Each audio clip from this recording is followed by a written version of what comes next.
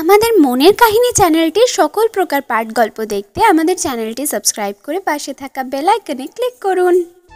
কি হলো, মুখ ফিরে নিলে কেন? এবার উল্টো দিকে মুখ ভার করে তাকিয়ে থাকলে কিন্তু এবার সত্যি সত্যি এখানে রেখে চলে যাব, বলে দিলাম। আপনি যদি আমাকে ফেলে চলে যেতে চান তাহলে তো কিছু করার নেই, তবে যদি চলে যান তাহলে আটকাবো না আপনাকে।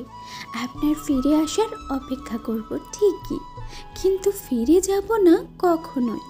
যে বাঁধনে বাঁধতে পারিনি সে বাঁধন ছেঁড়ার ভয় করব কি করে বলুন? হোয়াট? তিথির কথায় প্রহর এতটাই অবাক হয়েছে যে প্রহর হুট করে গাড়িটা ব্রেক করে গাড়ি থামিয়েছে। সিট বেল্ট বাঁধা না থাকলে তিথি ব্যথা পেত নিশ্চিত। প্রহরের এভাবে গাড়ি থামানোয় তিথি কিছু না বলে প্রহরের দিকে চুপ করে তাকিয়ে রইল। ভদ্রলোক আবার রেগে যাচ্ছে সেটা বুঝতে বাকি রইল না তিথি। উল্টোপাল্টা কিছু বলে লোকটাকে আরও রাগিয়ে দেওয়ার সাহস তিথির নেই। প্রহর তিথির মুখের দিকে কিছুক্ষণ তাকিয়ে থেকে তিথির দিকে এগিয়ে এসে সিট বেল্টটা খুলে দিয়ে তিথির দিকে তাকালো। নামো। এখানে? বলছি নামো। তুমি তো বিশ্বাস করো যে আমি তোমাকে একা রেখে চলে যেতে পারি, তাই না? তাহলে নামো, আমি চলে যাই। হ্যাপি? আমি কখন বললাম? বলছি না নামো, নামো গাড়ির থেকে। এতগুলো বকা খেয়ে তিথিও এবার রাগ হলো খুব। জেদ করে সত্যি সত্যি গাড়ি থেকে নেমে গেল মেয়েটা। গাড়িটা হাইওয়ের প্রায় মাঝখানে দাঁড় করিয়েছে প্রহর। হাইওয়ের পাশে নিচু একটা রাস্তা নেমে গেছে। যতদূর চোখ যায় সব সবুজ আর সবুজ। পাহাড়ে ঘেরা জায়গাটা যেন সব সবুজের খেলা। তিথি রাগ করে গাড়ি থেকে নেমে নিচু রাস্তাটা ধরেই হাঁটা শুরু করেছে। এবার আসুক ভদ্রলোক, রাগ ভাঙাতে পিছু পিছু। তিথি ওই পচা লোকটার সাথে একটা কথাও বলবে না। নিজের মনে কথাগুলো ভাবতে ভাবতে বেশ কিছুটা সামনে এগিয়ে গিয়েছে তিথি। প্রহর পিছনে আসছে কিনা সেটাও ফিরে দেখছে না, রাগ করে। মিনিট 5 সাতেক মতো যাওয়ার পর পাশ থেকে প্রহরের কণ্ঠ শুনতে পেয়েও শুনতে পায়নি এমন ভাব করে সামনের দিকে এগিয়ে চলল তিথি। আমি নাকি কাউকে ফেলে রেখে চলে যাব? এখন দেখছি তিনি নিজে একাই আমাকে রেখে পালিয়ে বেড়াচ্ছেন। ব্যাপারটা কি? তিথি কিছু না বলে এগিয়ে যাচ্ছে দেখে প্রহর চট করে তিথির একটা হাত টেনে নিজের কাছে টেনে এনে তিথির চোখে চোখ রাখল। কি ম্যাডাম, রাগ আপনার করার কথা নাকি আমার? আগের বারের শাস্তিটা কিন্তু এখন বাকি আছে, মনে আছে তো? কেউ ফেলে যাবে বলে আবার আসছে কেন পিছু পিছু? কেন যেতে পারবেন না সেটার তো আসলে কোনো কারণ নেই, তাই না? তাহলে চলে গেলেই তো হয়। ও আচ্ছা, চলে গেলে খুশি হবেন তাহলে? বললাম তো, কেউ রেখে যেতে পারলে যাক না। আমি কি ধরে রেখেছি তাকে? কেন ধরে রাখবেন না? কেন? সেই মানুষটা কি করছে, কেন করছে, এসব প্রশ্ন করবেন না? কেন তুমি চোখে চোখ রেখে দৃঢ় কণ্ঠে জানতে চাইবে না যে কোন সাহসে তোমাকে একা ছাড়ার কথা বলি আমি? শুধু রাগ করে মুখ ফিরে নিলেই হবে? নিচের জিনিসটা কবে নিচে আগলে রাখতে শিখবে বলো তুমি? 8 বছরের ভালোবাসা যদি আপনাকে বাঁধনে বাঁধতে না পারে তাহলে অনুরোধে গড়া একটা সম্পর্ক কি করে আপনাকে তার সাথে বেঁধে রাখবে বলুন? বাহ, বউ দেখছি টেস্ট করা শিখে গেছে। কিন্তু ম্যাডাম, এভাবে গাল ফুলে নিলে তো হবে না। মিষ্টি এসে বলে দেখুন, আপনার জন্য জীবনে দিয়ে দিতে পারি, আপনি যদি চান। বাজে কথা বলবেন না তো, ছাড়ুন। আরে বাবা, চললে কোথায়? সামনেই পাহাড়ের গাবে নদী নেমে গেছে, সন্ধ্যা হয়ে গেছে। অন্ধকারে ভালো করে বুঝতে পারবেন না যে কোন দিক দিয়ে ফিরতে হবে। আমি ফিরছি আপনাকে কে বলল? আমি তো আজীবন এখানেই থাকবো জনাব। জায়গাটা আমার অসম্ভব পছন্দ হয়েছে। শুধু এই পাহাড় দেখে এতটা পছন্দ হলে পুরো বান্দরবনটা ঘুরে দেখলে কি হবে সেটাকে ভাবছি আমি। পরে দেখা যাবে তুমি সত্যি সত্যি ফিরতে চাইবে না। কেন যে তোমাকে সারপ্রাইজ দিতে বান্দরবনে নিয়ে আসলাম কে জানে। বান্দরবন মানে? আমরা বান্দরবন এসেছি? সত্যি? তিথি চোখ বড় বড় করে আশেপাশটা একবার দেখে নিয়ে আবার প্রহরের কাছে এসে প্রহরের হাতে ঝাঁকি দিয়ে পাল্টা প্রশ্ন করল। মেয়েটার চোখে মুখে এত উত্তেজনার ছাপ দেখতে দারুণ লাগছে প্রহরের। তিথির গালে আলতো করে হাত ছুঁয়ে দিয়ে একটু হাসল প্রহর। তিথি দুহাত দুদিকে ছাড়িয়ে দিয়ে চোখ বুজে বুক ভরে নিঃশ্বাস নিল। প্রহর দাঁড়িয়ে তিথির পাগলামি দেখে আবারও হেসে ফেলল। কি মিষ্টি গন্ধ বাতাসে! ইস, মনে হচ্ছে খেয়ে ফেলি একদম। আহ, আমি ভাবতেও পারিনি কখনো এই জায়গাটায় আসতে পারবো। Thank you, thank you, thank you. আপনাকে অনেক অনেক থ্যাঙ্কস প্রহর, আমাকে এত সুন্দর একটা জায়গায় নিয়ে আসার জন্য। আর এত সুন্দর একটা সারপ্রাইজ পাবো আমি ভাবতেও পারিনি। সারপ্রাইজ এত পছন্দ হয়েছে ম্যাডামের যে তিনি গাল ফুলে বিভাগী হয়ে যাচ্ছিলেন। আর এই যে ম্যাডাম, এই মিষ্টি গন্ধটা হলো বৃষ্টির। একটু পরে ঝুম বৃষ্টি নামবে হয়তো। বৃষ্টি নামার আগে আমাদের হোটেলে পৌঁছতে হবে। সত্যি বৃষ্টি হবে? আমি ভিজবো প্লিজ, একটু করে ভিজবো, প্রমিস। প্লিজ প্রহর, প্লিজ প্লিজ। হায় রে, কোন বাচ্চার পাল্লে পড়লাম। হোটেলে ফিরে যত ইচ্ছে বেচবেন, কিন্তু মাঝ রাস্তা বৃষ্টিতে বেচবেন? No way. চলো। একটু না প্লিজ প্রহর। No means no. তিথি বাচ্চাদের মতো জেদ করছে ভিজবেই বৃষ্টিতে। আর এদিকে সন্ধ্যার লালিমা রংটা ধীরে ধীরে কালচে হয়ে আসছে। হাইওয়ে থেকে বেশ কিছুটা দূরে চলে এসেছে। প্রহর আর কিছু না বলে তিথিকে টুপ করে পাজাগোলা করে তুলে সরু রাস্তাটা দিয়ে হাইওয়ের দিকে হাঁটা শুরু করেছে। আবছা আধারেও তিথির দিকে চোখ পড়তে দেখলো মেয়েটা ঠোঁট বাঁকিয়ে নিয়ে অন্যদিকে মুখ ঘুরিয়ে নিয়েছে। কিন্তু প্রহরের গলায় হাতের বাঁধনটা কিন্তু ঠিকই জড়িয়ে রেখেছে। দেখে প্রহরের ঠোঁটের কোণে তৃপ্তির হাসি ফুটলো এবারে।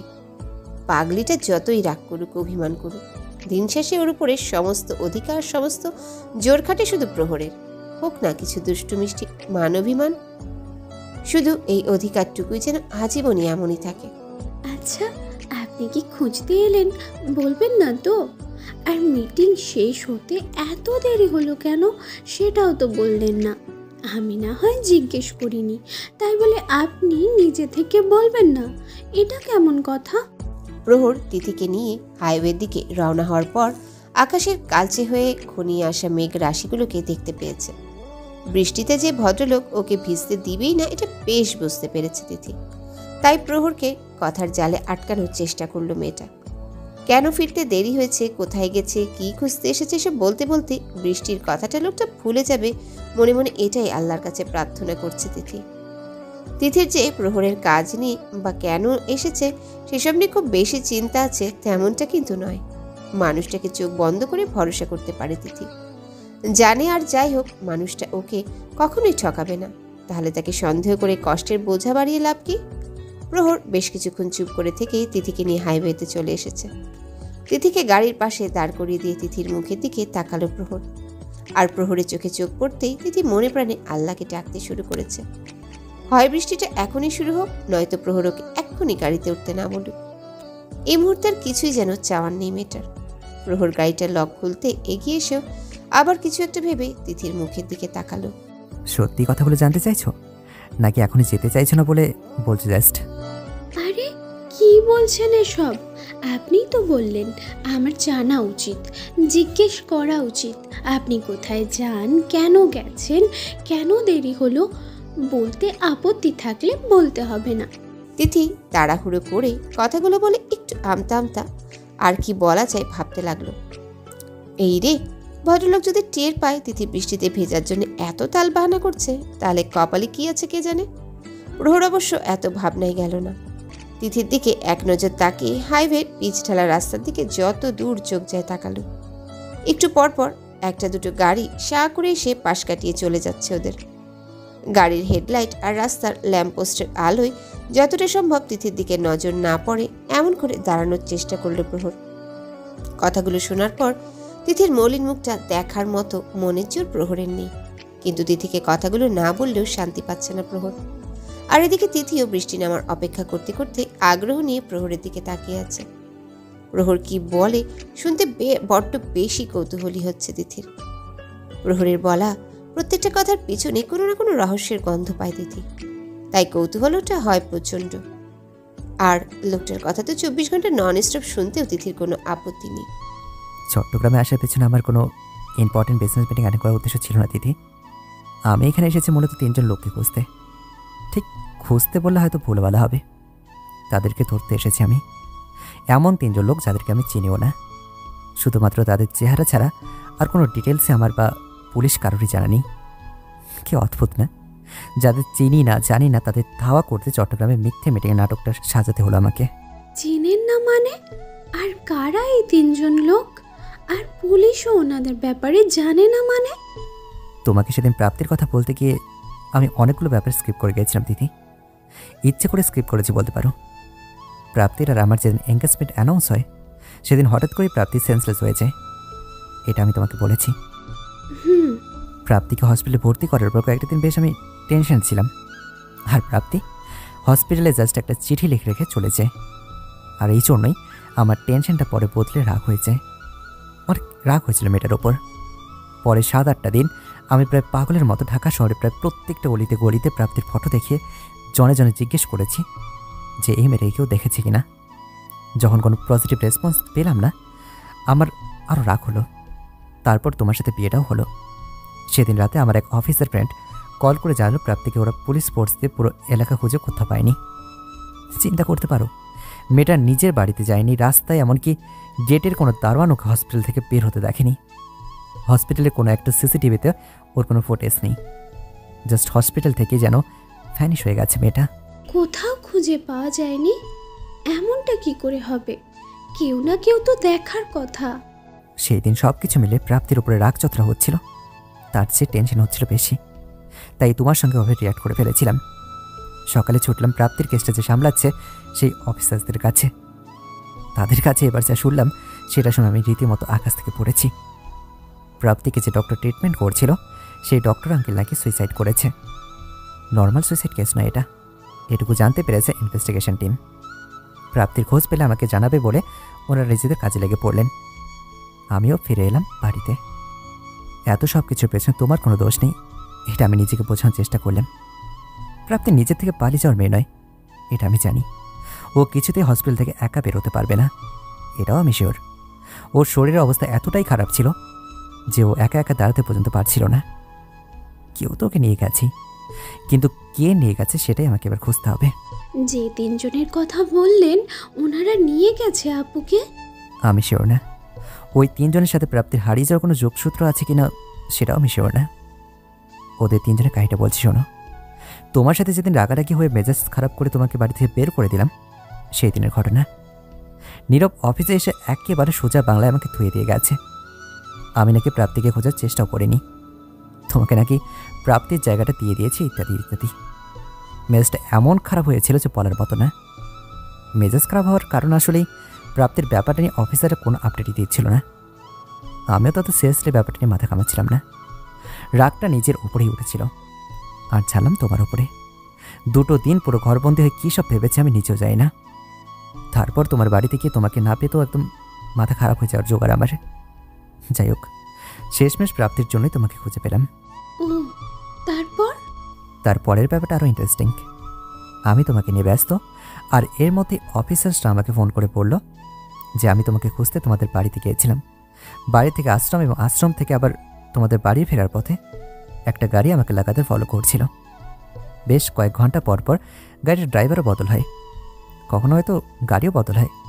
ব্যাপারটা পুলিশরা খেয়াল করে এবং আমাকে জানায়। 3 জনের ফটো আমাকে দেখায়। আমার ঠিক মনে পড়ছিল না আগে কোথায় যেন এদেরকে দেখেছিলাম। পরে মনে হলো হয়তো হসপিটালে দেখেছি। এরা 3 জন প্রাপ্তিকে হসপিটালে অ্যাডমিট করার দিন থেকে আমাকে ফলো করছে। Can you believe that? কি বলছেন? লোকগুলো এখন কোথায় তাহলে? পুলিশ ওদের অ্যারেস্ট করছে না কেন? সেখানেই তো সমস্যা। পুলিশের কাছে এই 3 জনের কারোরই কোনো খবর নেই, অথচ আমি যেখানেই যাচ্ছি ওরা একজন না একজন আমাকে ফলো করেই যাচ্ছে।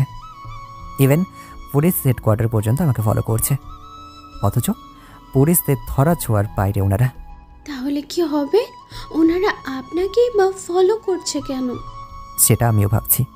হয়তো ওরা কোনোভাবেই চাইছে না যে আমি প্রাপ্তির খোঁজ পাই। এমনও তো হতে পারে ওনারা ভাবছে আপনি প্রাপ্তিকে কোথাও লুকিয়ে রেখেছেন, আর তাই ওনারা আপনাকে ফলো করে প্রাপ্তির খোঁজ বের করতে চাইছে। এটাও হতে পারে, কিন্তু প্রাপ্তি কোথায় আছে জানলে সবার আগে গিয়ে মেয়েটাকে দুটো চড় লাগাতাম আমি। সাহস কত বড় মেয়েটার, আমিও সেটা দেখতাম। এমনও তো হতে পারে যে কেউ আপুকে কিডন্যাপ করেছে, হয়তো উনি নিজের ইচ্ছে যাননি। তিথির প্রশ্নটা শুনে প্রহরের বুকের ভেতরটা একবার ধক করে উঠল। প্রাপ্তি যে কিডন্যাপ হতে পারে এটা প্রহর জানে, আর এ ব্যাপারে প্রহরের কোনো কনফিউশন নেই। তবু তিথির কাপা কণ্ঠে প্রশ্নটা শুনে প্রহর চমকে উঠেছে। প্রাপ্তির জন্য টেনশন থেকে বুকের ভেতরটা কেঁপে উঠেছে নাকি তিথির জন্য প্রহর, সেটা বুঝতে পারছে না। কিন্তু মেয়েটার গলাটা ভারী হয়ে আসছে এটাও বুঝতে দেরি হলো না প্রহরের। এই মুহূর্তে প্রহরের ইচ্ছে করছে তিথিকে বুকে জড়িয়ে নিতে, কিন্তু কোনো একটা অদৃশ্য অপরাধবোধ তিথির দিকে তাকাতে আটকাচ্ছে প্রহরকে। প্রহর মনে প্রাণে জানে সে কোনো অসৎ উদ্দেশ্য নিয়ে তিথিকে নিয়ে বের হয়নি। অনেক প্ল্যান করে তিথিকে চমকে দিবে বলেই নিয়ে এসেছে।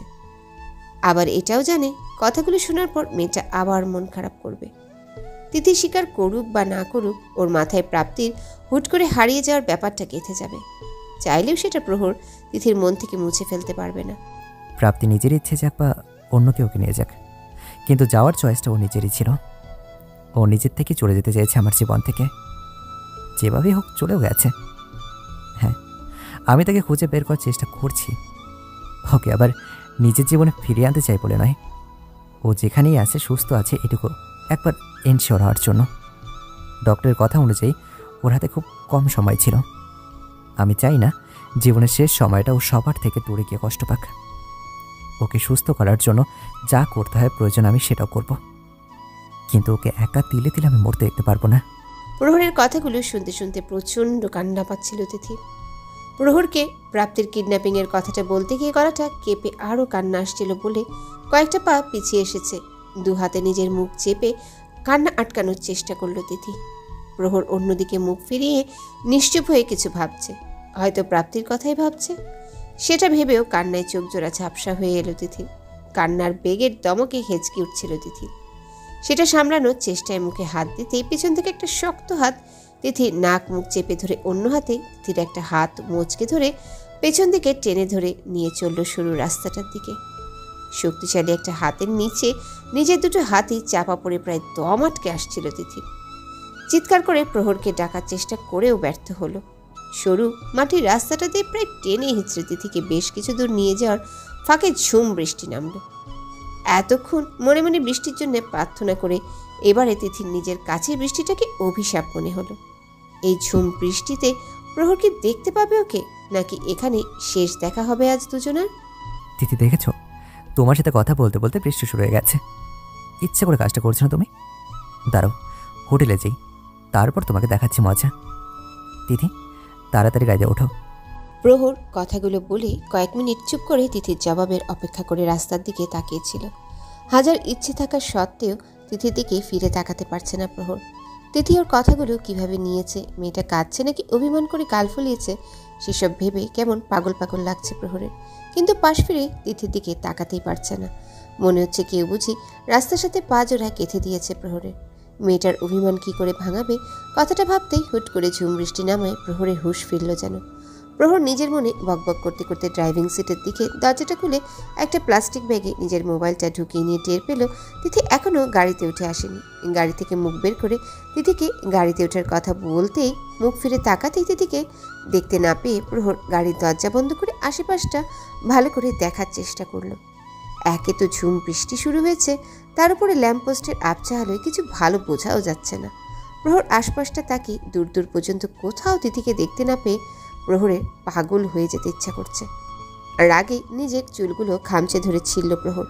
মেয়েটা রাগ করে কোথাও চলে গেছে নাকি তিথির গায়েব হওয়ার পিছনে অন্য কারো হাত আছে সেটাই মাথায় ঢুকছে না।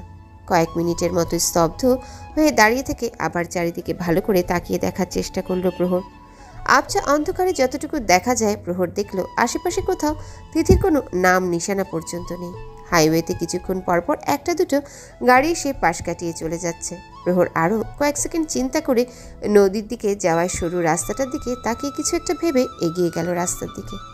হাইওয়ের রাস্তা করে সামনের দিকে এগিয়ে যাবে নাকি নদীর দিকেই তিথিকে খুঁজবে সেটা ভেবেই ঠিক করতে পারছে না প্রহর। মেয়েটা রাগ করে সরু রাস্তাটা দিয়ে নদীর ওদিকটায় গিয়ে বৃষ্টিতে ভিজছে নাকি কেউ হাইওয়ের দিকে ওকে নিয়ে চলে গেছে সেটা ভেবে রীতিমতো রাগে হাত পা কাঁপছে প্রহরের।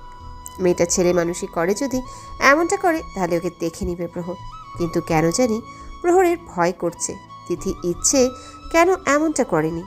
প্রহর হাইওয়ের দিকে এক পা এগিয়ে যেতে গিয়ে আবারও কাদা ভরা এবড়ো থেবড়ো রাস্তাটা দিয়ে ছুটল। মেয়েটা আবার গিয়ে নদী পাড়ে দাঁড়িয়ে আছে কিনা সেটা না দেখা পর্যন্ত প্রহরের অশান্তিটা কাটছে না কোনো মতে। প্রহর যত জোরে সম্ভব হোঁচট এড়িয়ে রীতিমতো ঝড়ের বেগে ছোটার চেষ্টা করছে।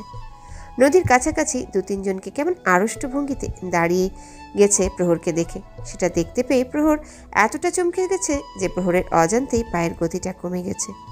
লোকগুলো ততক্ষণে প্রহরকে দেখতে পেয়ে তিথির একটা হাত মোচকে ধরে আরও কয়েক পা পিছিয়ে যেতে শুরু করেছে। প্রহর বুঝতে পারল না তিথি এই লোক দুটোর হাতে ধরা পড়ল কি করে আর কখন। আর 2 জন লোক এখানে হলে আরেকজন কোথায়? অন্য লোকটার কথা মনে পড়তেই তিথির পাশে একটা গাছের আড়াল থেকে লোকটা বেরিয়ে এলো। লোকটার হাতে ধরা পিস্তল যে তিথির দিকে তাক করা সেটা আবছা আলোতেও বুঝতে অসুবিধা হলো না প্রহরের। এদিকে 2টো লোকের একজন তিথির মুখ চেপে ধরে তিথিকে টেনে হিঁচড়ে নিয়ে যাওয়ার সময় পাশে অন্য আরেকটা লোকেরও উপস্থিতি টের পেল তিথি। লোকটা তিথির অন্য হাতটা টেনে ধরায় সন্ডামার্কা লোকটার হাত থেকে ছুটতে কিছুটা অসুবিধাই হলো তিথির। মুখের উপর থেকে নিজের হাত জোড়া আর দানবের মতো লোকটার হাত সরে যেতে কয়েক সেকেন্ড লাগলো তিথির খোলা বাতাসে নিঃশ্বাস নেওয়ার জন্যে। নাক বেয়ে হালকা বৃষ্টির ছিটার সাথে অক্সিজেনটা মস্তিষ্ক পর্যন্ত পৌঁছাতেই 1 সেকেন্ডেরও কম সময়ের মধ্যে তিথির মাথায় একটা বুদ্ধি খেলা করে গেল। নিজের সর্বশক্তি দিয়ে সন্ডামার্কা লোকটার পায়ে জুতার হিল বসিয়ে দিল।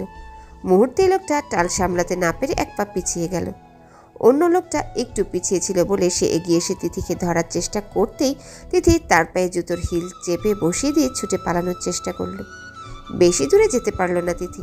এর আগেই আগের লোকটা এগিয়ে এসে তিথির চুলে মুঠি ধরে তিথিকে থামালো।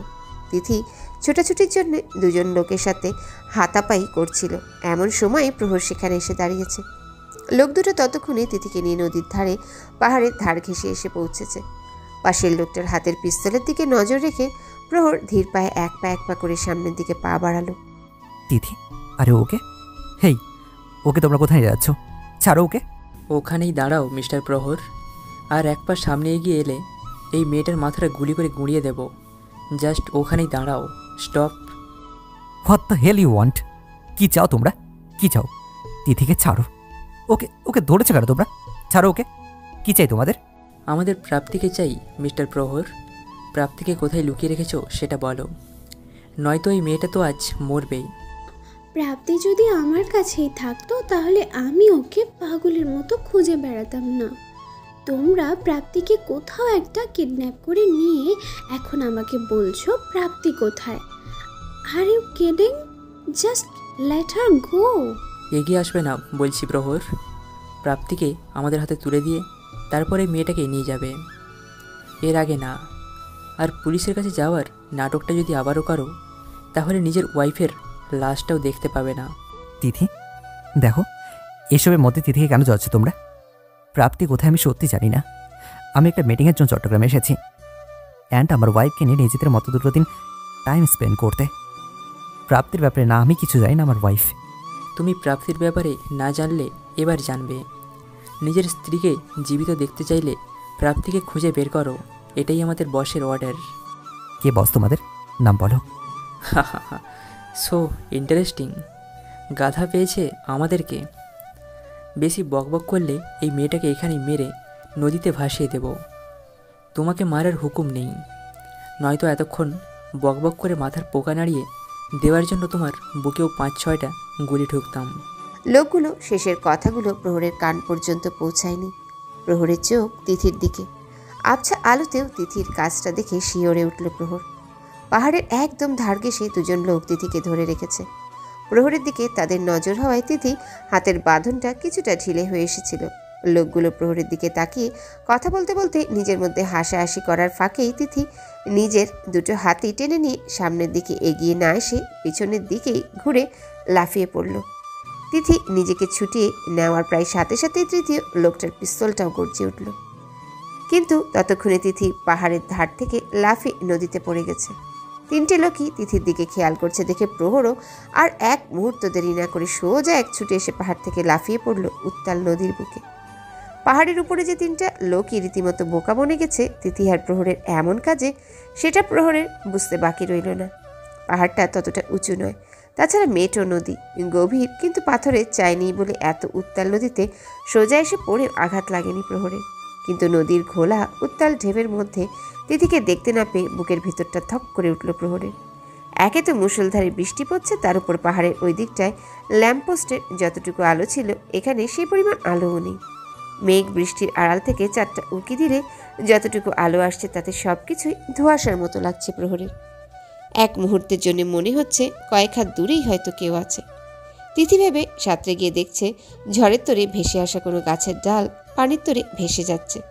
প্রহর যত উঁচু গলায় সম্ভব তিথির নাম ধরে ডাকার চেষ্টা করল।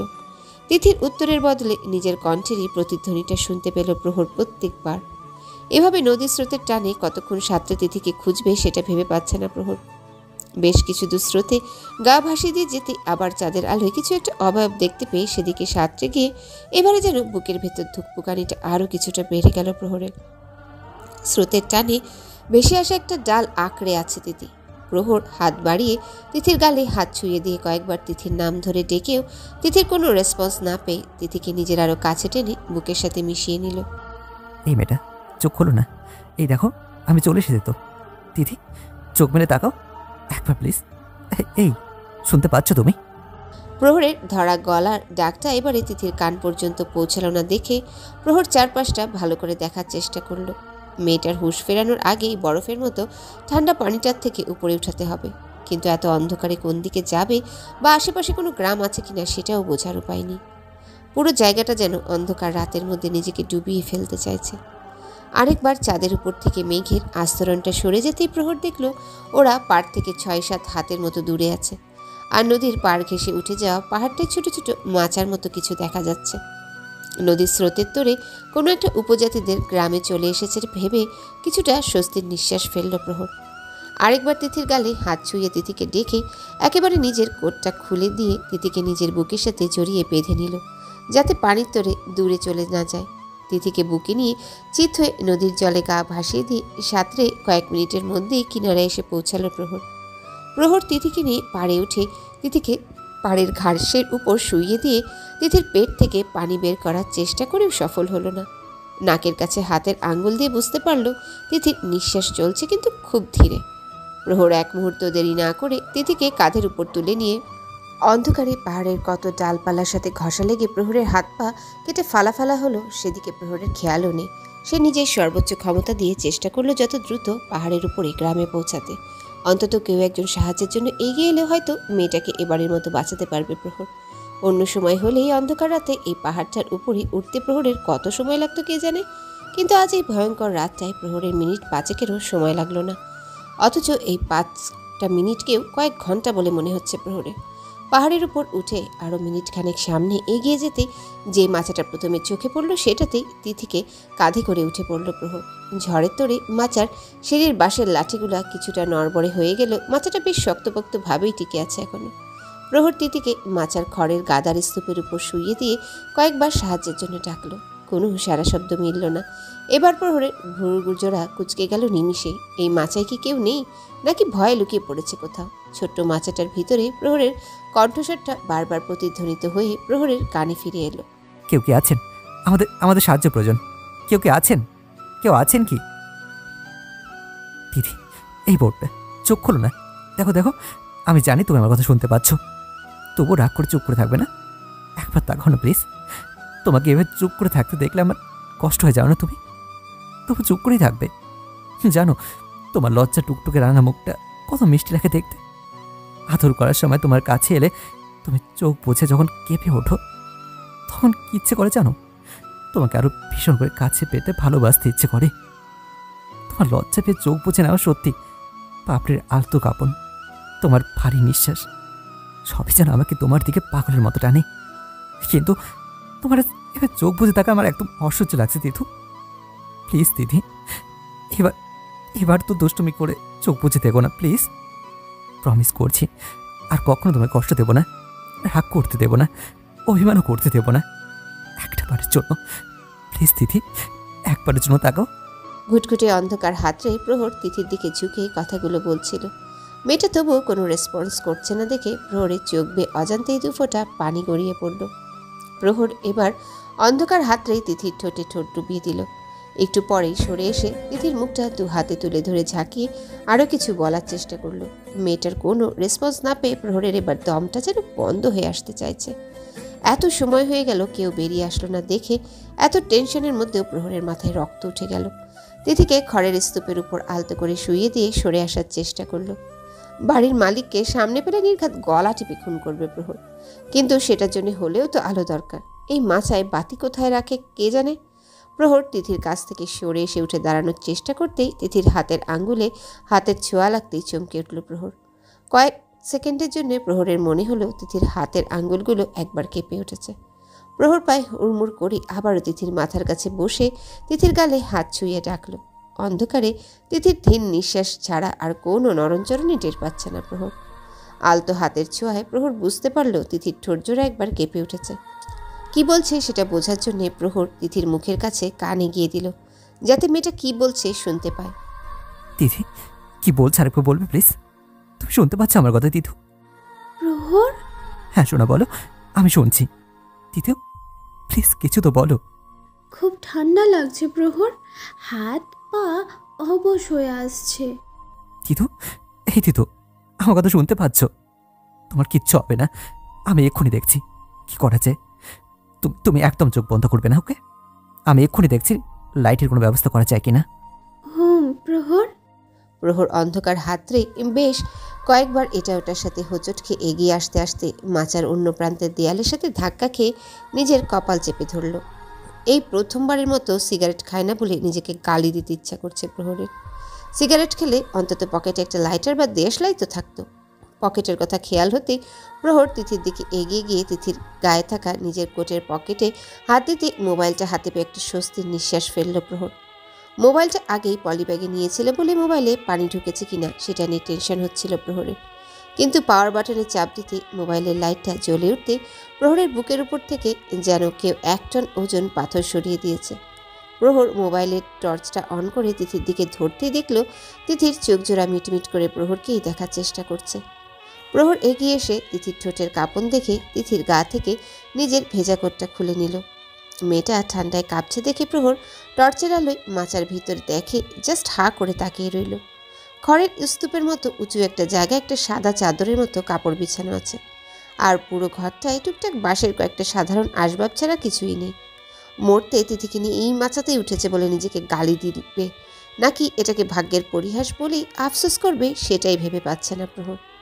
এদিকে ঠান্ডায় তিথির কষ্ট হচ্ছে কথাটা মনে পড়তেই প্রহর খড়ের বিছানা থেকে চাদরটা তুলে নিয়ে তিথির গায়ে জড়িয়ে দেওয়ার সময় খেয়াল করল তিথির পরনের শাড়িটা ভিজে চুপচুপে হয়ে আছে। আর কিছু ভাবার পিছনে সময় নষ্ট না করে তিথির শাড়িটা হালকা হাতে খুলে নিয়ে তিথির গায়ে চাদরটা জড়িয়ে তিথিকে বুকের মাঝে জড়িয়ে নিল। তিথি তখনও কাঁপতে কাঁপতে দাঁতে দাঁতে বাড়ি খাচ্ছে। প্রহর আলতো করে তিথির কপালে ঠোঁট ছুঁয়ে দিল। এতক্ষণে টের পেল প্রহরের নিজের কাছেও ঠান্ডা লাগতে শুরু করেছে। তিথি, এই বউ পাখি, বেশি কষ্ট হচ্ছে তোমার? হ্যাঁ সরি পাখিটা, আমার জন্যই এমনটা হয়েছে। আমি না গাধার মতো তোমাকে এত রিস্ক নিয়ে এখানে আনতাম, আর না এসব কিছু হতো। তিথি প্লিজ কিছু তো বলো।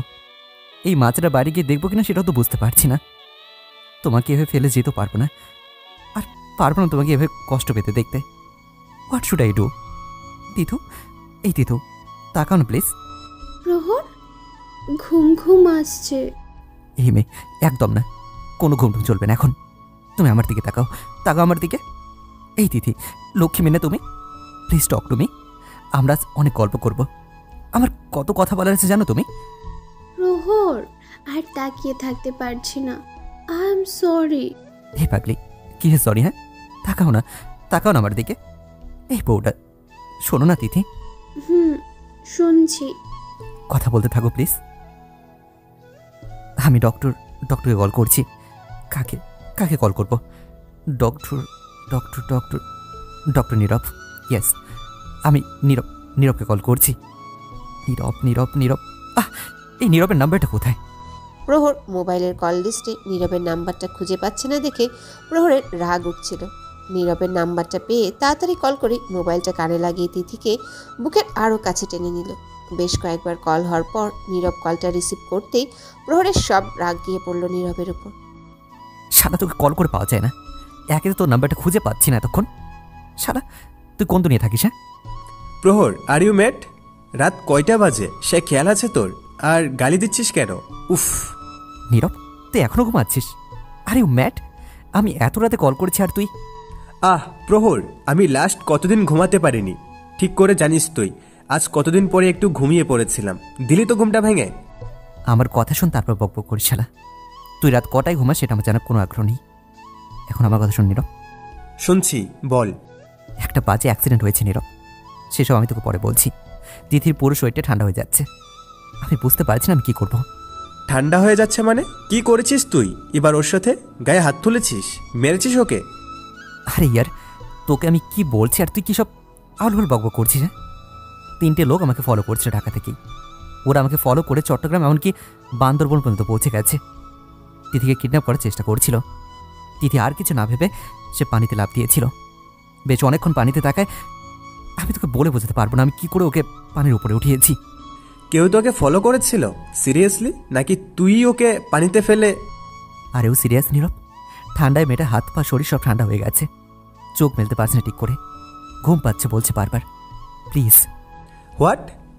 ভাবি যেন না ঘুমিয়ে পড়ে সেটা দেখ। ওর পুরো শরীরটা ঠান্ডা হয়ে যাচ্ছে। ভিজে ড্রেসটা চেঞ্জ করে দে, ভিজে কাপড় গায়ে থাকলে আরও ঠান্ডা লেগে যাবে মেয়েটার। হাইপোথার্মিয়া হয়ে গেলে? আমি বুঝতে পারছি না, ও ঠিক করে রেসপন্সও করছে না।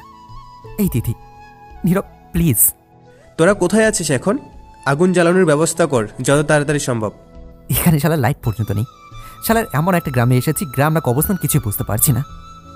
একটা বেড কাভার ছাড়া কিচ্ছু পাচ্ছি না। হোয়াট? প্রহর, মেয়েটার উষ্ণতার প্রয়োজন এই মুহূর্তে। এখানে একটা ম্যাচ পর্যন্ত আমি পাচ্ছি না শালার। আর তুই আছিস শুদ্ধ বাংলার উষ্ণতা নিয়ে। রাখ তোর ফোন তুই। প্রহর, তোকে আমি এখন ডিটেলসে বুঝাতে পারবো না।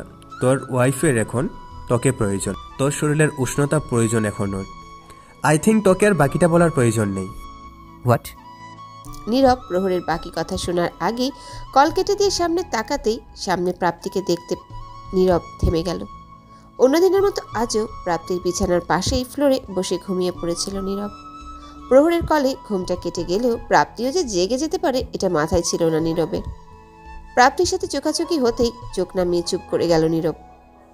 যে কষ্টটা নীরব এতগুলো বছর ধরে সহ্য করেছে, এই মেয়েটার মৃত্যুর মুখে দাঁড়িয়ে সেটা কি করে সহ্য করবে সেটা ভেবেই নীরব প্রাপ্তির দিকে তাকাতেও পারছে না। অন্যদিকে নীরব কলটা কেটে দিতেই প্রহর বোকার মতো কয়েক সেকেন্ড মোবাইলের দিকে তাকিয়ে রইল। মোবাইলের শেষের কথাগুলো প্রহরের কানে বাজছে এখনো। প্রহর তিথিকে খড়ের স্তূপটার উপর শুইয়ে দিতেই মেয়েটা আরও জড়সড় হয়ে নিজেকে গুটিয়ে নিল। প্রহর মোবাইলটা একপাশে রেখে নিজের গা থেকে ভিজে শার্টটা খুলে একপাশে ফেলে তিথির পাশে শুয়ে এক হাতে তিথির গালে আলতো করে হাত ছুঁয়ে দিল। প্রহরের উষ্ণ হাতের স্পর্শে তিথি প্রহরের আরও কিছুটা কাছে গিয়ে প্রহরের বুকের সাথে মিশে গেল। প্রহর তিথির গা থেকে চাদরটা হালকা করে সরিয়ে দুজনের গায়ে পেঁচিয়ে নিয়ে তিথির দিকে ঝুঁকে তিথির কানে আলতো করে চুমু খেল। জানি না তোমাকে এভাবে কাছে টেনে নেওয়া কাজটা আমি ঠিক করছি কিনা তিথি, বাট এই মুহূর্তে তোমাকে ভালোবাসার চাদরে জড়িয়ে নেওয়া ছাড়া আর কোনো উপায় নেই আমার কাছে। ভেবেছিলাম তুমি নিজের থেকে যেদিন ধরা দেবে সেদিন আমি তোমাকে আদরে আদরে পাগল করে তুলব। তোমার লজ্জারাঙা মুখটা দেখে আমি নিজেও তোমার নেশা হারিয়ে যাব। যাকে যা হয় হয়তো ভালোর জন্যই হয়। হয়তো এভাবে কাছে আসার মধ্যে দিয়ে তোমার আবার যে ছোট্ট দূরত্বটা ছিল সেটাও কেটে যাবে। অন্তত আমাদের মাঝখানে আর কারো আশা নিয়ে তুমি ভয়ে থাকবে না। লাভ ইউ তিথি। প্রহর কথাগুলো বলার ফাঁকে আলতো করে তিথির গলায় মুখে কপালে ঠোঁট ছুঁয়ে দিচ্ছিল। আর প্রহরের উষ্ণ স্পর্শে তিথি অর্ধ অচেতন অবস্থাতেও কেঁপে কেঁপে উঠছিল বারবার। একসময় প্রহর একবার মুখ তুলে তিথির দিকে তাকানোর চেষ্টা করতেই তিথি প্রহরের হাতটা খামচে ধরল, যেন ছাড়লেই প্রহর কোথাও চলে যাবে। প্রহর হেসে তিথির ঠোঁটে ঠোঁটজোড়া ডুবিয়ে দিয়ে তিথিকে নিজের উষ্ণতার চাদরে জড়িয়ে নিল। বাইরের অশান্ত প্রকৃতি আর কালচে অন্ধকার একটা ভয়াল রাতের মাঝেও দুজন মানুষ মিলেমিশে একাকার হয়ে হারিয়ে গেল ভালোবাসার অন্য কোনো দুনিয়ায়, যেখানে হারানোর ভয় নেই, শুধু আছে ভালোবাসা আর ভালোবাসা। ভোরের দিকে তিথির ঘুমটা হালকা হয়ে এলে কারো উষ্ণ বাহুবন্ধনে নিজেকে আবিষ্কার করলো। তিথি ঘুমের ঘোরে মুখ তুলে দেখার চেষ্টা করলো কোথায় আছে। মাথাটা কেমন ঝিমঝিম করে, চোখটা ঝাপসা হয়ে আসছে তিথির। তবু এক হাতে চোখ কচলে মাথা তুলে তাকাতেই রীতিমতো আকাশ থেকে পড়ল। প্রহরের বুকেই লেপটি শুয়ে আছে দেখে থতমত খেয়ে সরে আসার সময় টের পেল চাদরটা ওদের দুজনের গায়ে এমনভাবে পেঁচানো যে তিথি চাইলেই সেই চাদর থেকে বেরিয়ে আসতে পারবে না। চাদরের কোনায় হালকা করে টান পড়তেই প্রহর চাদরের ভেতর দিয়েই তিথির কোমর জড়িয়ে ধরে আবারও তিথিকে বুকে জড়িয়ে নিয়ে অন্য পাশে মাথা কাত করে নিল। আর বেচারি তিথি প্রহরের স্পর্শে কেঁপে উঠে প্রহরের বুক থেকে সরে আসার চেষ্টা করল। মানুষটার এতটা কাছাকাছি ভাবে এক চাদরে আটকা পড়ে তিথি লজ্জায় পুরো লাল হয়ে যাচ্ছে। বেশ কিছুক্ষণ কেটে যাওয়ার পর তিথি লজ্জারাঙা মুখটা তুলে প্রহরের মুখের দিকে তাকিয়ে আবারও লজ্জা পেয়ে প্রহরের বুকে মুখ লুকিয়ে নিল। এদিকে তিথি বুকের কাছে নিবিড় হয়ে মিশে আসতেই প্রহরের ঘুমটা ভেঙে গেছে। প্রহর হাত বাড়িয়ে তিথির চুলের মধ্যে হাত ডুবিয়ে তিথির মুখটা তুলে ধরতেই তিথির চোখ বুজে নিল। তিথি মুখের দিকে তাকিয়ে প্রহরের কেমন জানি লাগলো। মেয়েটা কি রাগ করেছে ওর উপর? প্রহর আলতো করে তিথির গালে ঠোঁট ছুঁয়ে দিয়ে তিথিকে আবারও হালকা করে বুকে জড়িয়ে নিল। আই এম সরি তিথি, আসলে তোমাকে ওভাবে সেন্সলেস দেখে আমার মাথা ঠিক ছিল না। আই এম সরি তিথি, তোমার পারমিশন ছেড়ে তোমাকে। তিথি কথা বলছ না কেন? এই শুনতে পাচ্ছ বউ পাখিটা? তিথি। প্রহরের কথাগুলো শুনেই তিথির চোখে পানি চলে এসেছে। যতটুকু ভালো লাগা কাজ করছিল সবটাই যেন এক মুহূর্তে বিবর্ণ হয়ে গেছে তিথির কাছে। মানুষটা শুধু ওকে সুস্থ করে তোলার জন্যেই ওকে ভালোবাসার চাদরে জড়িয়ে নিজের কাছে টেনে নিয়েছিল। কথাটা চিন্তা করতেই তিথির চোখের পানি টপটপ করে ঝরতে লাগলো। প্রহরের বুকে তিথির চোখের পানি এসে পড়তেই প্রহর চমকে উঠল। তিথির মুখটা আবার উঠিয়ে ধরতে তিথির চোখের কোণে কান্নার বিন্দুগুলো দেখে প্রহর ব্যস্ত হয়ে তিথির গালে আলতো করে হাত ছুঁয়ে দিল। হেই তিথি, কাঁদছো কেন তুমি? এই বউটা শরীর খারাপ লাগছে তোমার? তিথু পাখি প্লিজ বলো না কি হয়েছে। আবার শরীর খারাপ লাগছে বউ? বলো না প্লিজ। না। তাহলে কাঁদছো কেন বউটা? প্লিজ বলো না, আমার টেনশন হচ্ছে কিন্তু এবার। তিথি বলো না কি হয়েছে। কিছু হয়নি প্রহর। আমরা কোথায় এখন? কাল রাতে কি হয়েছিল? কি হয়েছিল শুধু সেটাই বললে হবে নাকি আবার তোমাকে নিয়ে হারিয়ে যেতে হবে ম্যাডাম? ধাত সরুন তো, ভালো হবে না। আরে তিথি উঠছে কেন পাগলিটা? এই তিথির গায়ে চাদরটা ধরে উঠে বসার চেষ্টা করতেই প্রহর তিথির চাদরটা টেনে ধরে তিথিকে খড়ের উপর শুইয়ে তিথির মুখের দিকে ঝুঁকলো কিছুটা। তিথি থতমত খেয়ে প্রহরের দিকে তাকাতে প্রহর তিথির ঠোঁটে ঠোঁট ডুবিয়ে তিথির নাকে নাক ঘষল। রাগ করেছে বউ পাখিটা? কাল তোমার অবস্থা দেখে আমি ভীষণ ভয় পেয়েছিলাম। তোমার পুরো শরীরটা ঠান্ডা হয়ে গেছিল। এক সেকেন্ডের জন্য তো আমার মনে হচ্ছিল হয়তো আমি তোমাকে হারিয়ে ফেলছি। বাদ দিন তো এসব, আমি ঠিক আছি। কিন্তু আমরা এখানে এলাম কি করে? আর এই অবস্থায় কেউ দেখলে? ছি, সরুন। আরে আমি আমার বউকে ভালোবাসার চাদর চড়ে রেখেছি। আর কে দেখছে ম্যাডাম? মনে হচ্ছে ভুল করে কোনো বিরক্ত গ্রামে চলে এসেছি। রুমটার অবস্থাটা দেখো, একটা কিছু নেই মাঝেটায়। মনে হয় অনেকদিন ধরে কেউ এখানে থাকে না। প্রহরের কথা শুনে তিথি পাশের দিকে তাকিয়ে দেখলো আসলে রুমটা কেমন ফাঁকা ফাঁকা লাগছে, যেন কেউ শেষ মুহূর্তে হাতের কাছে যা পেয়েছে সব নিয়ে পালিয়ে গেছে। তিথি উঠে বসার চেষ্টা করতেই আবার ভদ্রলোক বাধা দিয়ে তিথির ঘাড়ে ঠোঁট ছুঁয়ে দিয়ে তিথিকে জড়িয়ে ধরল। তিথি কেঁপে উঠে প্রহরের চোখে চোখ রাখলো। হুট করে কেউ চলে আসার আগেই উঠতে হবে জনাব। আর রুমের অবস্থা দেখে মনে হচ্ছে না গ্রামে কেউ নেই বা কেউ থাকে না। এমনটা নয়, কিন্তু কিছু একটা হয়েছে হয়তো। তাই হয়তো ওনারা অন্য কোথাও চলে গেছে, আবার ঠিকই ফিরে আসবে। তাই নাকি? আপাতত এখন ফিরে আসবে না। বাইরের বৃষ্টিটাও শুনতে পাচ্ছ? এই বৃষ্টিতে পাগলই বের হবে। বৃষ্টি? বৃষ্টি হচ্ছে? আমি ভিজবো প্রহর, প্লিজ। কাল একবার আমাকে কথার চালে ফাঁসিয়ে বৃষ্টিতে ভিজে কি অবস্থা করেছো খেয়াল আছে তোমার? আবার কোন সাহসে তুমি ভিজতে চাও? আমি ভিজবো ভিজবো ভিজবো। ওকে ভেজো, আমার কি। প্রহর উল্টো দিকে ঘুরে শুয়ে পড়তেই তিথির দিকে এক নজর তাকিয়ে লজ্জায় কুঁকড়ে গেল। চাদরটা গায়ে ঠিক করে চেপে ধরে হাত বাড়িয়ে ফ্লোরে পড়ে থাকা আধা ভেজা শাড়ি ব্লাউজ নিয়ে তড়িঘড়ি করে সেগুলো পরে নিল। জর্জেটের শাড়িটায় পানি ঝরে গেছে একদম। প্রহরের কাপড়গুলো প্রহরের মাথার কাছে এগিয়ে রেখে মাচার বাইরে এলো। সিঁড়িতে দাঁড়াতেই ঠান্ডা বৃষ্টির ফোঁটা মুখে পানি বান চালিয়ে যেতেই শরীরটা একদম ফুরফুরে লাগছে তিথির। মাচার ভিতরে উকি দিয়ে এক নজর তাকিয়ে প্রায় ছুটে নিচে নেমে গেল তিথি। কতদিন পর এভাবে বৃষ্টিটা গায়ে মাখার সুযোগ পেয়েছে। এই সুযোগটা কি আর হাত করা যায়? আর ভদ্রলোক যদি দেখে তাহলে আর কিছুতেই ভিজতে দিবে না একদমই। তাই চোখ বুজে দু হাত ছড়িয়ে বৃষ্টির আলতো ছোঁয়াগুলো সব ভুলে অন্য কোনো দুনিয়ায় হারিয়ে যেতে ইচ্ছে করছে তিথির, যেখানে কাল কি হবে সেই ভাবনাটা থাকবে না, ভালোবাসার মানুষটাকে হারিয়ে ফেলার ভয় থাকবে না। শুধু তিথির সমস্ত সত্তা জুড়ে এই মানুষটার অধিকার খেলা করবে। কিছু কথা ভাবতেও কত সুখ, তাই না? বাস্তবে হোক না হোক, স্বপ্নেই না হয় জীবনটা এমনই সহজ আর সুন্দর হোক। তিথির দিক থেকে সরিয়ে এসে পাশ ফিরে শুতেই ক্লান্তিতে কখন যে প্রহরের চোখ জোড়ায় ঘুম নেমেছিল টেরই পায়নি প্রহর। হঠাৎ মোবাইলে রিংটোনে চমকে চোখ মেলে তাকিয়েই তিথিকে না দেখে বুকটা ধক করে উঠল প্রহরের। ব্যস্ত হাতে চাদরটা গায়ে জড়িয়ে নিয়ে কলটা রিসিভ করলো। ড্রাইভারকে কল করে গাড়ি নিয়ে আসতে বলার কথাটা একদম মাথা থেকেই বেরিয়ে গেছিল প্রহরের, কিন্তু কোথায় আসতে বলবে সেটাও তো ভাবার বিষয়। হ্যালো স্যার, কোথায় আপনারা? আপনারা ঠিক আছেন? নিউজে দেখতে পেলাম আপনাদের গাড়িটা হাইওয়াটে। ভাই আমরা ঠিক আছি, একটু প্রবলেম হয়েছিল, বাট এখন কোনো ঝামেলা নেই। আপনারা কোথায় এখন স্যার? বান্দরবনে আছি, কোনো একটা গ্রামে, বাট নট শিওর এটা কোন গ্রাম। বৃষ্টিটা কমলে আমরা বেরিয়ে পড়বো। আপনাকে একটা অ্যাড্রেস আমি টেক্সট করছি, আপনি গাড়িটা নিয়ে হোটেলে ওয়েট করুন, আমরা পৌঁছে যাবো। স্যার আপনারা একটু তাড়াতাড়ি টাউনের দিকে চলে আসুন, বৃষ্টি অনেক বেশি হচ্ছে। খবরে শুনলাম পাহাড়ে ধস হতে পারে, পাশাপাশি গ্রামগুলোকেও বলা হয়েছে নিরাপদ আশ্রয়ে চলে যেতে। ও, তাহলে এই জন্য কেউ নেই এখানে?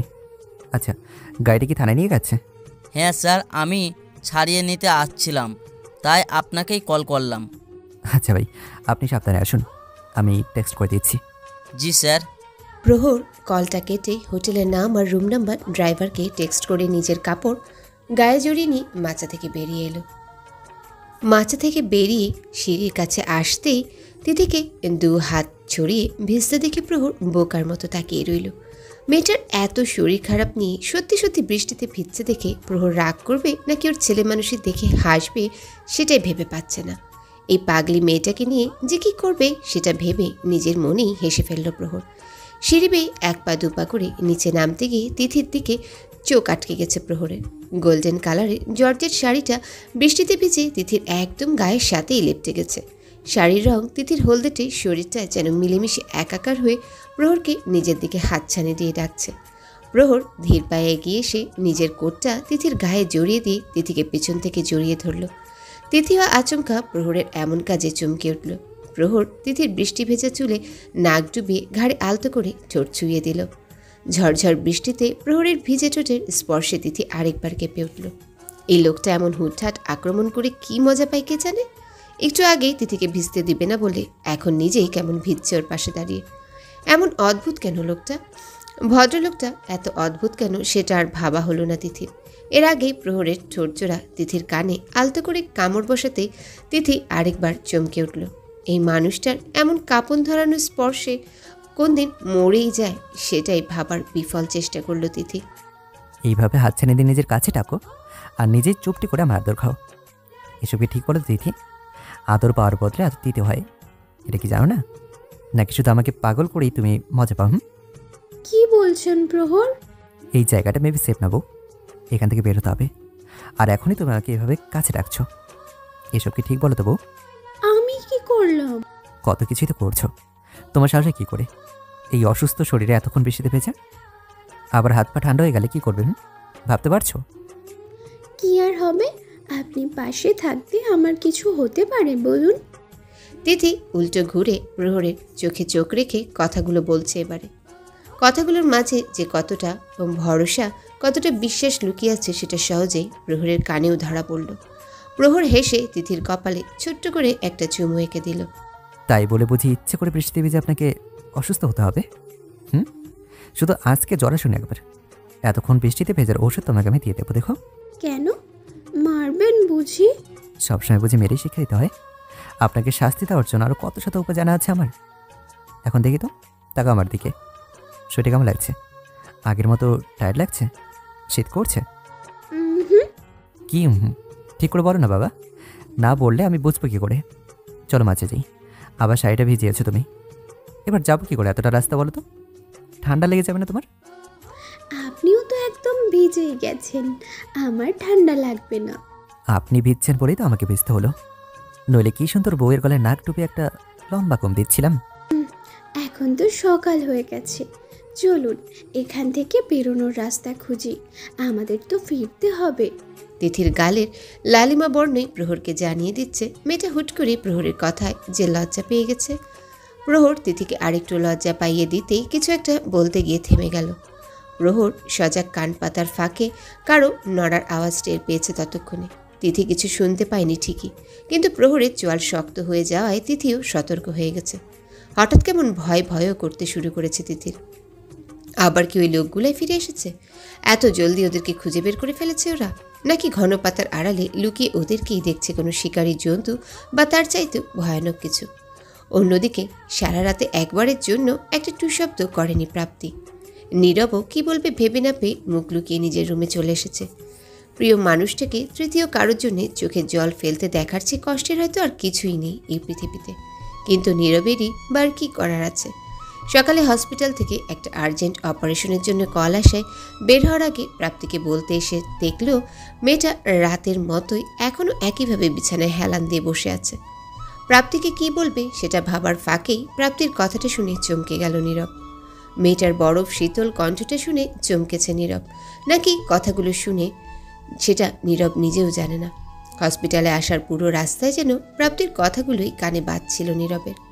অধিকার ছেড়ে দিয়ে অধিকার দাবি করার মতো লজ্জার আর কিছু হয় না এই জীবনে। যে ভাগ্যে নেই বলে মরে যেতে চায়, প্রতিটা মুহূর্তে তার ভালো থাকার কথায় কষ্ট পাবো কেন?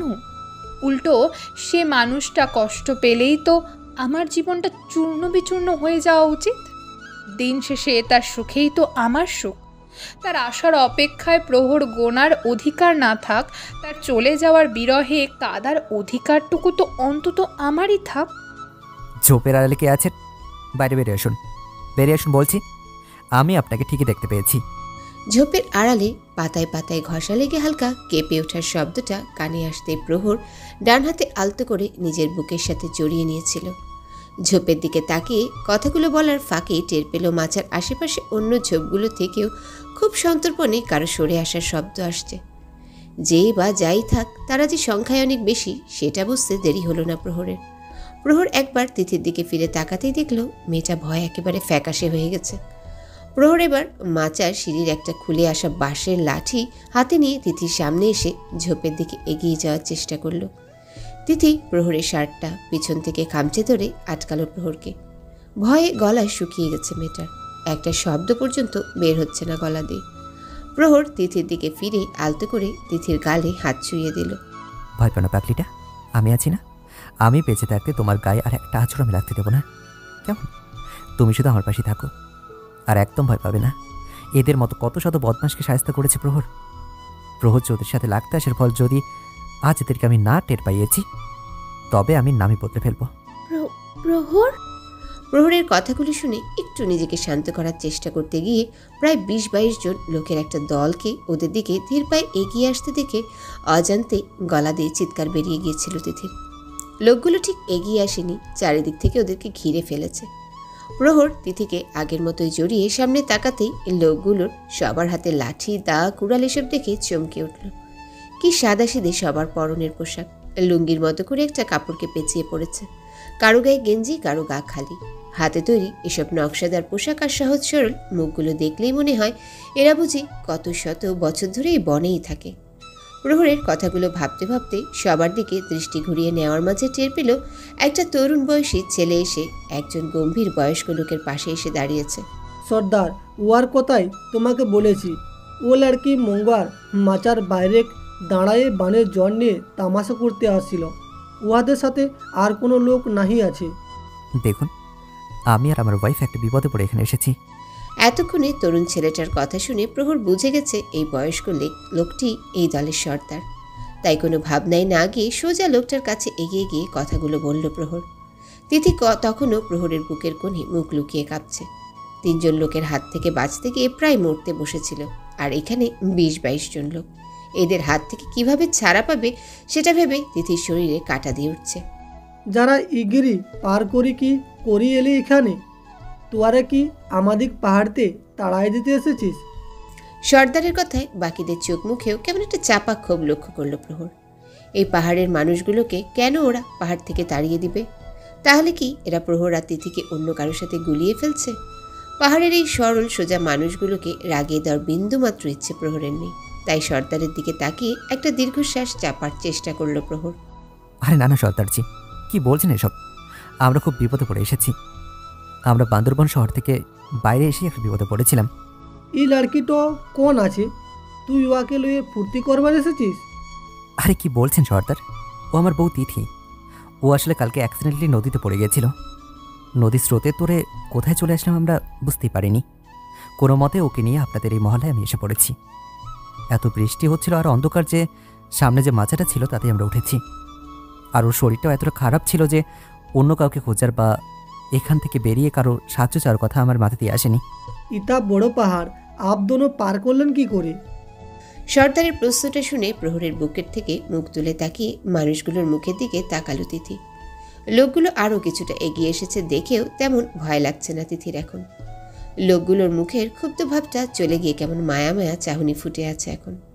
কত ভালো লাগছে দেখতে। কিন্তু সর্দারজি কি বললেন? আসলেই তো প্রহর তো একবারও বলল না ওরা নদীটা থেকে উঠল কি করে। ওই গ্রামটাও তো একটা পাহাড়ের উপর। এই তুমুল বৃষ্টির মধ্যে নদী থেকে পাহাড়ের এত উপরে এই গ্রামটায় ওরা পৌঁছালো কি করে?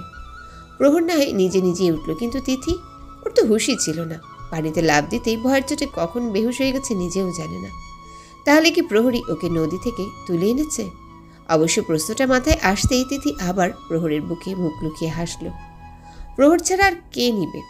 কেমন বোকা বোকা কথা ভাবছে ভেবে নিজেরই হাসি পেল তিথি। প্রহর একবার সর্দারের দিক থেকে মুখ ফিরিয়ে তিথিকে দেখে একটু হাসল। বউটা বেহুশ হয়ে গেছিল, মাথা কাজ করছিল না। কিভাবে এত বৃষ্টির মধ্যে ওকে নিজের সাথে আটকে নিয়ে এই গ্রাম পর্যন্ত এসেছি আমি নিজেও যাই না। বেটা বহুত আচ্ছা করেছে এইখানে এসে। ই বারিশ আবিবি বন্ধ হবে না। কোথাও লোক এসে বলে আমাদের গ্রামটো খালি করেন। এ গ্রাম কেন ছাড়ি যাব কৌ? সর্দার, পাহাড় ধ্বংস হবে শুনলাম, তাই তো নিরাপদ কোনো। সব মিছা কথা। ওয়ারা আমাদের পাহাড়েতে তাড়াইবার চাই, দখল করবার চাই আমাদের পাহাড়টো। কারা দখল করতে চায়? আপনারা তো অনেকদিন ধরে আছেন এই পাহাড়ে, তাহলে আপনাদের তাড়িয়ে দেবে কে? প্রহরের কথাটা মেঘের গর্জনের আড়ালে হারিয়ে গেল। হঠাৎ করেই বৃষ্টিটা এত বেড়ে গেছে যে রীতিমতো দাঁড়িয়ে থাকতে কষ্ট হচ্ছে সবার।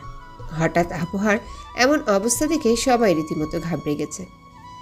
একটু আগেই না বৃষ্টিটা ধরে এসেছিল, তাহলে আবার এমন অশান্ত রূপ কেন নিয়েছে প্রকৃতি? প্রহর ঝড়ের উত্তাল রূপটা দেখে তিথিকে নিজের সাথে আরও শক্ত করে জড়িয়ে নিয়েছে। একে তো বৃষ্টিতে ভিজে চুপচুপে হয়ে গেছে দুজনেই, তার উপর এবার ঝড়ের আভাস পাওয়া যাচ্ছে। যাও ভেবেছিল রাস্তা খুঁজে ওদের বুকিং দেওয়া হোটেলে উঠবে, সেটা মনে আর হবেই না। তাই সর্দার, ঝড় আসছে, এবার কি হবে? তুই ডর কেনে পাছ বাঞ্চুয়া? চল কিনে সবে মিলে আস্তানোটাই যাই। চ কিনে আপদনো ভি চলো বাবু। বারিশ বাড়িছে, ঝড় শুরু হইল বলে এধার এখন থাকাটা যাবে ক্লা। আমরা আমরা আপনাদের সাথে? এই মাছটা তো খালি পড়ে আছে, এখানে থাকি না হয় আমরা? ঝড় থেমে গেলেই আমরা চলে যাব সর্দার, আপনাদের চিন্তা করতে হবে না। ই ঝড় কালিকের আগে থামিবে না বাবু। আর ই ঘরটাও পাহাড় টোর একদম কিনারে বাবু। আপ লোক আমার সাথে চলুন, আমরা সবাই একই সাথে আছি। উধার কাইডোর নাই, মজবুত আছে জায়গাটো। প্রহর একবার তিথির দিকে তাকিয়ে রাজি হয়ে গেল সর্দারের প্রস্তাবে। মেয়েটা এতক্ষণ ধরে ভিজে কাপড়টা গায়ে জড়িয়ে আছে, কাল রাতের মতো অবস্থা হলে তখন সামলাবে কি করে প্রহর? কিন্তু পাহাড়ি সর্দারের সাথে কোনো মেয়ে লোক না থাকায় মনের মধ্যে কেমন একটা খচখচ করছে প্রহরের। সর্দার হয়তো প্রহরের মুখের দিকে তাকিয়ে মনের শঙ্কাটা বুঝতে পেরে অমায়িক ভঙ্গিতে হাসলেন। আরে বাবুজি, हमारी বাহু বেটি সব লড়কি লোক আস্তানায় অপেক্ষা করছে আমাদের ফেরার। তোরাও চল কেনে, উহারা ভীষণ সুখী হইবে দেখিলে। জি আচ্ছা, চলুন। ঝড়ের বেগটা কমার বদলে আরও কয়েক গুণ শক্তি নিয়ে বেরিয়েই চলেছে। এই অবস্থায় পাহাড়ি লোকগুলোর সাহায্য নেওয়া ছাড়া আর কিছুই করার নেই প্রহরের। এতটুকু ভরসা তো করতেই হবে, অন্তত ভরসা করা ছাড়া এই মুহূর্তে প্রহরের আর কোনো কিছু করারও নেই। যাই হোক, তিথিকে নিজের সাথে জড়িয়ে নিয়ে সর্দার আর বাকি পাহাড়িদের পিছু চলতে চলতে সর্দারের মজবুত আস্তানায় এসে পৌঁছেছে। আসলে জায়গাটা যতটা না মজবুত তার চেয়ে হয়তো বেশি নিরাপদ লাগছে প্রহরের কাছে। এই গ্রাম্য সভ্যতা বিবর্জিত মানুষগুলো নিজেদের অদক্ষ বুদ্ধি আর প্রকৃতি থেকে পাওয়া জ্ঞান নিয়ে যে আস্তানা বানিয়েছে, 50 লোক বেশ কয়েকটা দিন নিরাপদে কাটিয়ে দিতে পারবে। চারিদিকের পাহাড়ি আগাছা পরিষ্কার করে এমনভাবে বিশাল মাচার ঘর বানিয়েছে যাতে ঝড় তাণ্ডব চালালেও মাচাটার কোনো ক্ষতি না হয়। গাছের বিশাল গুড়ির উপরে হিসেব করে তক্তা পেতে কি করে ঘরগুলো সাজিয়েছে তার চেয়েও অবিশ্বাস্য লাগছে মাচায় বেশ কয়েকটা ঘরের ব্যবস্থাও আছে। পুরুষদের জন্য একটা ঘর, মহিলাদের জন্য আরেকটা ঘর, সর্দারদের জন্য তুলনায় একটু ছোট ঘর, আর সবার খাওয়ার জন্য জায়গা। কি অদ্ভুত সুন্দর ব্যবস্থা। সর্দার আস্তানায় আসতেই বিশেষ একটা শব্দ করতেই আস্তানা থেকে মেয়েরা এসে ভিড় জমালো ঘরটায়। প্রহর আর তিথি দুজনে অবাক হয়ে দেখল এখানকার পুরুষদের মতোই তাদের বউ মেয়েরাও একটা হাতে বোনা কাপড় লুঙ্গির মতো পেঁচিয়ে পড়েছে, আর মেয়েদের গায়ে আরেক ফালি কাপড় ফতুয়ার মতো করে এলোমেলো হাতে সেলাই করা, আর বউরা এক ফালি রঙিন কাপড় গায়ে এক প্যাচ ঘুরিয়ে হাতের সাথে বাহারি ভঙ্গিমায় জড়িয়ে নিয়েছে। দেখতে কোনো মহারানীর থেকে কম মনে হচ্ছে না এক একজনকে। কি অদ্ভুত সৌন্দর্য। আঞ্চালা বেটিকে ঘর তো লয়ে যাও, বেটি অনেকক্ষণ হয়েছে বাড়িতে ভিজেছে, উহাকে শুকনা থান পড়াও কিনে একটো। আঞ্চালা সর্দারের বউ তিথিকে পরমাদুরে একদম মাতৃস্নেহে কাছে টেনে নিলেন। তিথিকে পেয়ে বাকি মেয়ে বউরাও চোখ বড় বড় করে দেখছিল। এর আগে হয়তো এত অদ্ভুত কিছু দেখেনি পাহাড়ি বউয়েরা।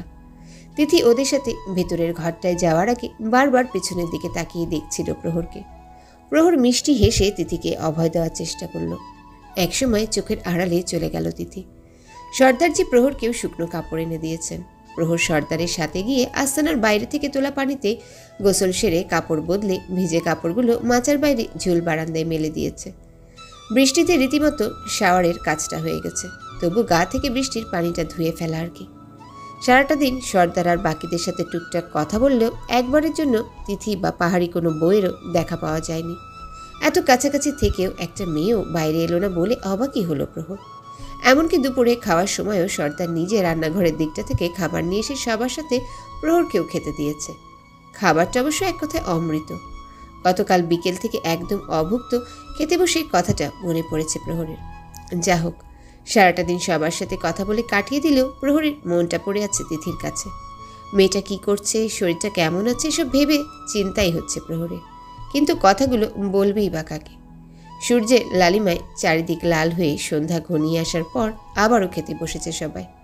প্রহর রীতিমতো অবাকই হলো, এত জলদি রাতের ডিনার? বেশি কিছু জিজ্ঞেস করার ঝামেলায় গেল না। চুপচাপ খেয়ে নিয়ে মনে মনে এটাই প্রার্থনা করছে যেন এবারে তিথির দেখাটা পায়। সর্দারজি হয়তো প্রহরের মনের আকুতি বুঝতে পেরে নীরব হাসলেন। প্রহরকে নিয়ে আলাদা ঘরটার সামনে এসে বাইরেই দাঁড়িয়ে গেছেন। আপ আন্দার যাও বাবুজি, আজ রাত্র এই ঘরে থাকো কেনে? কাল বিহানে বারিশ ধরলে আমরা তোমাকে পাহাড়টাও বার করে দিয়ে আসবো কেনে? প্রহরকে কথাগুলো বলেই মিষ্টি করে একটা হাসি দিয়ে সর্দার চলে গেলেন। প্রহর জাস্ট পোকার মতো ওনার যাওয়ার দিকে তাকিয়ে রইল। তিথি রুমটায় আছে কিনা সেটা দেখার জন্য রুমটায় ঢুকে প্রহরের চোখ জোড়া থমকে গেল নিমিষেই। এক সেকেন্ডের জন্য প্রহরের মনে হলো পৃথিবীটাই যেন থমকে গেছে। প্রহর হা করে সামনের দিকে তাকিয়ে ভাবার চেষ্টা করছে এটা স্বপ্ন নাকি বাস্তব। হ্যালো বন্ধুরা, ভিডিওর পরের পার্ট খুব তাড়াতাড়ি আসবে, তো সবাই অপেক্ষায় থাকো। আর যারা এখনও চ্যানেলটি সাবস্ক্রাইব করনি তারা পরের পার্টটা দেখার জন্য সাবস্ক্রাইব করে দিও। ধন্যবাদ সবাইকে, আমাদের সাথেই থেকো।